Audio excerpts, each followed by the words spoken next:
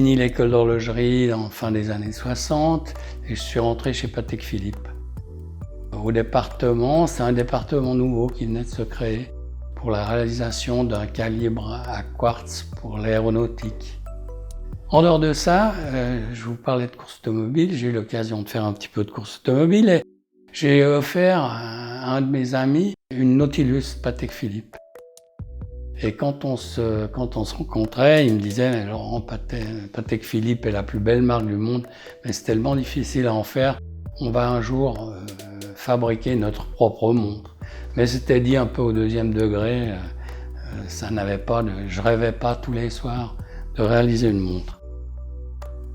Alors la philosophie est relativement simple.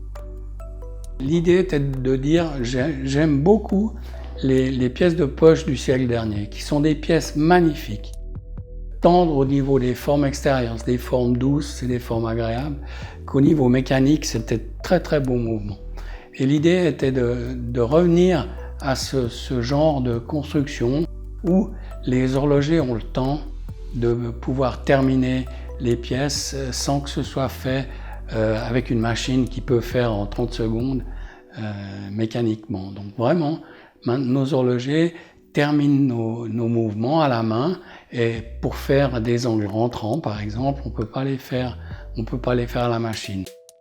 Et c'est une philosophie de qualité où les gens prennent le temps de faire les choses comme il faut.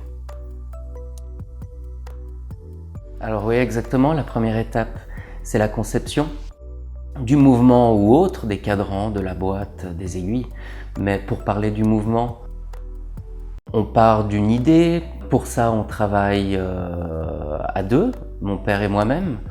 Même si je travaille tout spécialement sur le mouvement, avec des moyens aujourd'hui modernes, c'est-à-dire des logiciels 3 dimensions, pour concevoir pièce par pièce tous les composants du mouvement.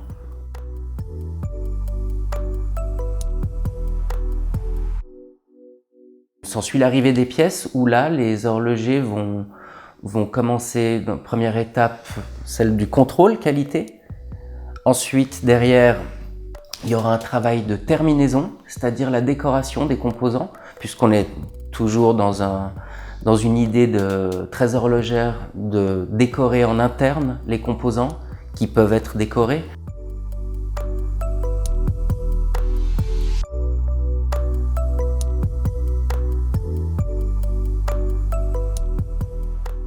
S'ensuit ensuite toute une mise en place d'assemblage de ce mouvement.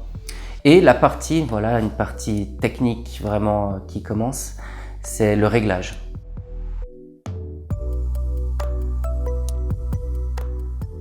S'ensuit ensuite la partie finale, c'est-à-dire l'emboîtage, l'assemblage donc du mouvement cadran aiguille dans la boîte. Et voilà, en grosso modo, les grandes lignes, les grandes étapes, ce qui se passe chez Laurent Ferrier.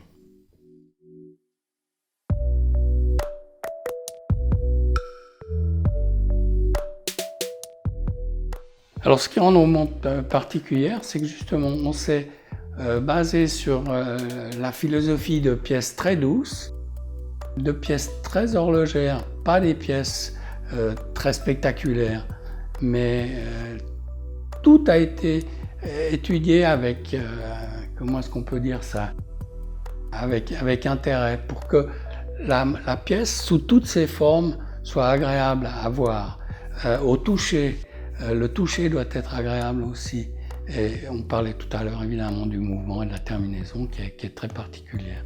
Donc on a un mélange de pièces très très très classiques et certaines formes arrivent à donner malgré tout une allure très moderne de nos pièces au portrait.